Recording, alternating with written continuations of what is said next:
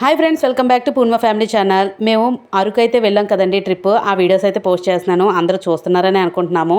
ఇది వచ్చేసరికి Madagada sunrise view point దగ్గరికి అయితే వెళ్ళామని చెప్పేసి అన్నాను కదండి. అక్కడైతే మేము దింసా డ్యాన్స్ అయితే వేసాము. మంచి మ్యూజిక్తోని డ్యాన్స్ చాలా బాగుంటుంది, చూసేయండి.